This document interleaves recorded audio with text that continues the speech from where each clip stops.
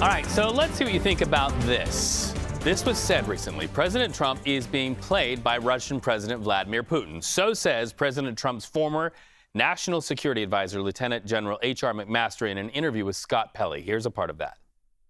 Vladimir Putin couldn't be happier, Scott, because what he sees is all of the pressure on Zelensky, all of the pressure on Ukraine, and no pressure on him. The allies look at the video and see what?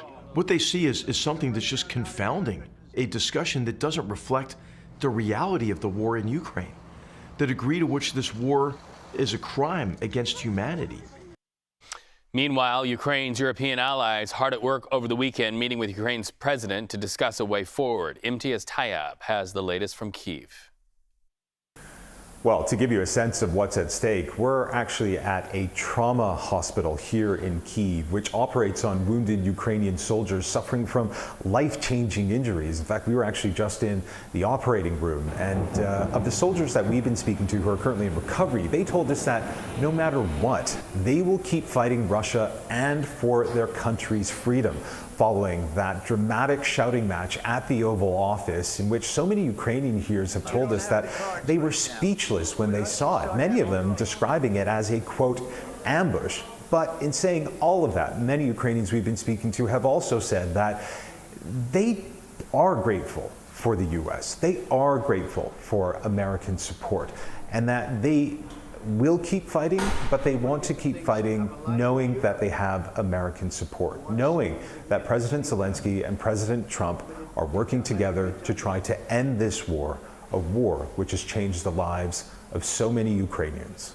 Back to you. Well, members of the U.S. Congress also reacting to that explosive meeting between Trump and Zelenskyy. Let's listen into what they have to say. I have never been more proud of the president. I was very proud of J.D. Vance, standing up for our country. We want to be helpful. What I saw in the Oval Office was disrespectful, and I don't know if we can ever do business with Zelenskyy again. I think Donald Trump was trying to look tough. J.D. Vance was trying to look tough. The only winner in that exchange is Putin, who's a criminal, who's killing, hundreds of thousands of Ukrainians. So it was a sad day for our country. It was a dumpster fire of diplomacy. So let's go live to CBS News Taurean Small on Capitol Hill. Taurean, good to have you with us on a Monday. That reaction we just showed there is along party lines. Do we expect that same sort of difference of opinion when we see the president in his joint address to Congress? Right, that reaction is pretty indicative of where the Hill stands, and the large majority of Republicans are in line with the president's interpretation of that meeting, many putting the blame solely at the feet of Ukrainian President Volodymyr Zelenskyy. I do have to mention, though, I was curious following these dueling threads on Twitter, now known as X, as Zelenskyy was replying to threads from European leaders thanking them for their continued support.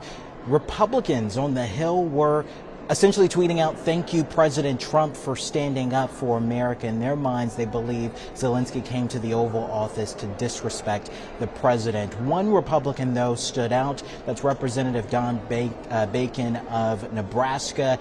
He's come out and said that this is a bad day. That meeting was a bad day for American foreign policy, saying that Zelenskyy needs to be supported, and he's urging the president to back Zelenskyy, invite him back to the Oval Office to get some type of peace deal secured. One other person I found curious, her response to this, Victoria Sparks, Indiana Congresswoman, she again put the blame on Zelenskyy. What's notable about her is she's a Ukrainian-born national, moved to the United States, became a congresswoman from Indiana. She's been a steady advocate for support for Ukraine. Now it appears that she's saying Zelenskyy just isn't the correct mouthpiece to move forward with peace talks.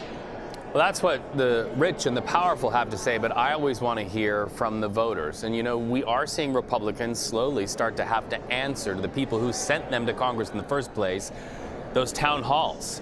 Are you getting any sense that there's any sign from voters to give pressure and that if the voter did not react well to what they saw last Friday in the Oval Office, that will make its way to Congress and maybe cause members of Congress to be a little more bold in standing up to the president and his diplomacy, or, as people have criticized, lack thereof?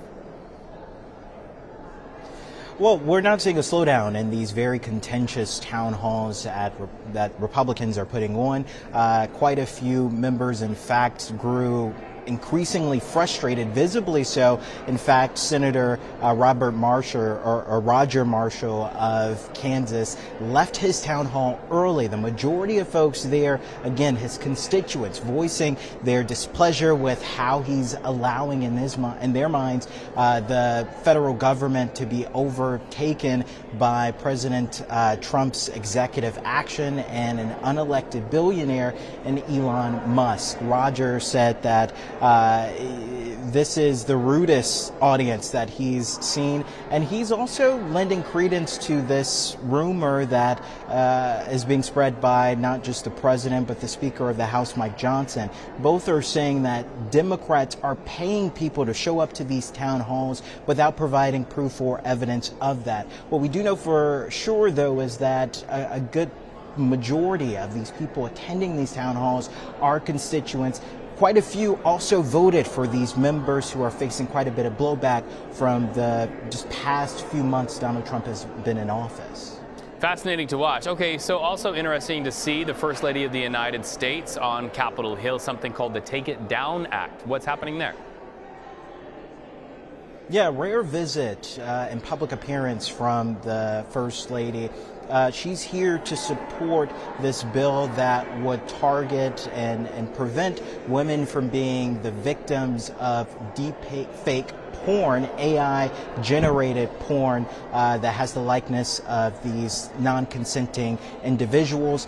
This also is pretty much in line with her mission statement as First Lady, and under Trump's first term, she put out this initiative called Be Best, and that was targeted toward eliminating cyberbullying among children, as well as online protections for children. So she's here to lend her endorsement to this bill after it already passed with bipartisan support out of the Senate. It has not been picked up by the House yet, but she's hoping her voice to this could expedite the movement of that bill through the House and ultimately make it to the president's desk. Taurean, always great to talk to you. You have a great day. I anticipate we'll see you again this week on CBS News 24/7.